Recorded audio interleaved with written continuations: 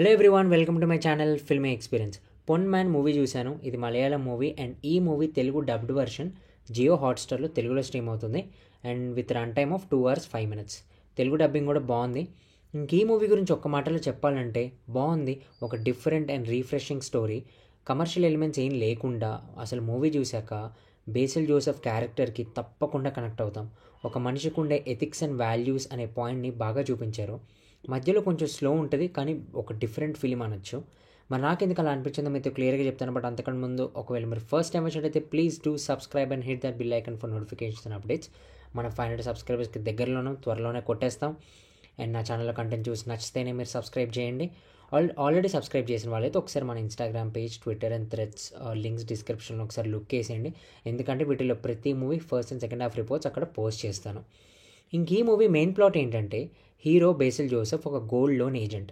అంటే direct jewellery షాప్కి వాళ్ళతో టైఅప్ అయ్యి పెళ్లి చేసుకునే వాళ్ళకి గోల్డ్ ఇచ్చి అండ్ ఆ పెళ్లిలో వచ్చే చదివింపుల నుండి మనీ ఇస్తారు.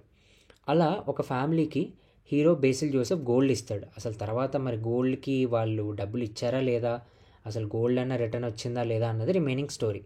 ఈ స్టోరీ చెప్తుంటే మీకు అర్థమవుతుంది చాలా సింపుల్ స్టోరీ లైనని, కానీ మూవీ చూస్తున్నప్పుడు మాత్రం ఏంటి ఇంత విధ్వంసమా అనిపిస్తుంది ఒక్క గోల్డ్ కోసం. ఫస్ట్ హాఫ్ కొంచెం స్లో స్టార్ట్ అయినా హీరో బేసిల్ జోసెఫ్ వచ్చినప్పటి నుండి సినిమా అసలు ఒక డిఫరెంట్గా బాగుంటుంది. మంచి లొకేషన్స్లో తీశారు అండ్ సినిమాటోగ్రఫీ అలా మంచి సాంగ్స్తో వెళ్తుంది. పెద్దగా కమర్షియల్ ఎలిమెంట్స్ ఏమి ఉండవు కానీ ప్రతి క్యారెక్టర్కి కనెక్ట్ అవుతాం. ఇంటర్వెల్ పాయింట్కి అసలు నెక్స్ట్ ఏం జరుగుతుంది అనే సస్పెన్స్ని చాలా బాగా బిల్డ్ చేశారు. సెకండ్ హాఫ్ అయితే ఒక సీన్ ఉంటుంది, బేసిల్ జోసెఫ్ ఒక నాన్ స్టాప్ డైలాగ్స్తో ఒక వన్ ఆఫ్ ది అసలు మెయిన్ హైలైట్ అనొచ్చు. ఒక చిన్న ట్విస్ట్ అండ్ క్లైమాక్స్లో సస్పెన్స్ బాగా చూపించారు. లాస్ట్లో కొంచెం సినిమాటిక్ లిబర్టీస్ తీసుకున్నారు కానీ ఒక మంచి సినిమా చూసామనే ఫీల్ మాత్రం వచ్చింది. అండ్ ఈ మూవీ మెయిన్ స్టోరీ అంతా గోల్డ్ అండ్ హీరో క్యారెక్టర్ చుట్టూ తిరుగుతుంది అండ్ ఆ క్యారెక్టర్కి మనం కనెక్ట్ అయ్యి అరే మనుషులు ఏంటి ఇలా అయిపోయారు, అసలు హ్యూమన్ వాల్యూస్ గురించి మనం ఆలోచిస్తాం. ఈ క్యారెక్టర్ ఇలా చేసి ఉంటే బాగుండేది, అలా చేసి ఉండకూడదు అని కంటిన్యూస్గా మన మైండ్లో తిరుగుతూనే ఉంటుంది.